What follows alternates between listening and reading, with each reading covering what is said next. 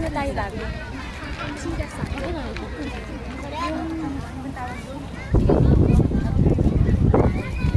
kahit na humihingi tayo sa kanya, yung ibinibigay niya sa atin, yun ang bigyan natin ng importansya. Kasi lagi tayong, lagi tayo sa makamundo nakatutok, sa bagay, sa mono, sa pera. Hindi. Once na sa kanya ka lumapit, sa kanya ka siya ang magbibigay sa'yo, basta siya lang talaga. Siya lang. Wala nang iba. Hindi lang porket lumapit ako sa kanya, hindi natin sa kanya kita tagagalaw. Siyempre, bawat kilos natin, bawat hindi natin sa kanya, siya lagi ang gagawin natin gabay, siya lagi ang gagawin natin ng Lord, paano ba ito? Ganito yung gagawin ko, ito yung desisyon ko. Ikaw na po ang magtama. Paano ko ito gagawin? Nang wala ka, hindi yung lagi na lang aanuhin natin yung dasal natin para mapunta sa atin. Kasi ako ganun eh. Ganun ako. Napaka-nager ko, maingay ako. Yung lagi ako nakatutok sa financial. Kasi nga diba, nagsusistento ako sa Pilipinas. Pag nakaipon ka, pag nabawasan, paano ito? Kailangan hindi ito mabawasan, kailangan madagdagan ko ulit. Puro ganun. Puro bagay. Mali. Napakamali. Napakamali. Ngayon, nung natanggap ko na siya, naubos sa akin lahat.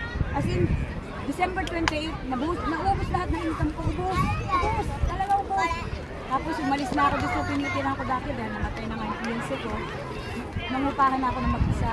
Ngayon mag-isang taon na ako sa June. Trabaho, andun lahat. Doon ang bayad. Hanggang sa naubos lahat ng income ko natin. Huli kong winidraw siguro sa Mang. Huli, pag ganun ko, sabi ko, naubos na Lord, ikaw nang bahala. Pero pag nasa kanya ka na, itinaas mo na sa kanya, nagsisi ka na, tinanggap mo na siya ng buong puso, yung unti-unti niyang tatanggalin yung takot mo. Kasi iba kasi yung takot na takot sa kamunduhan at takot sa kanya.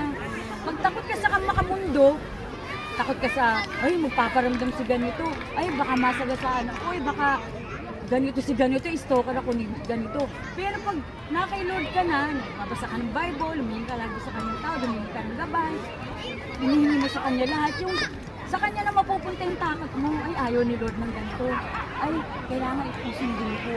Yung dumarating man lahat ng pagsubok, hindi porket bumalik tayo kay Lord, mawawala na yung pagsubok lahat, yung trial, yung mga, hindi mawawala yun. Kasi si Lord ganun din dumadaan din sa pagsubok. Yun nga lang, ang manggagaling sa Kanya, na pag bumalik na tayo sa Kanya, yung peace of mind, yun ang importante kasi hindi nabibili yun.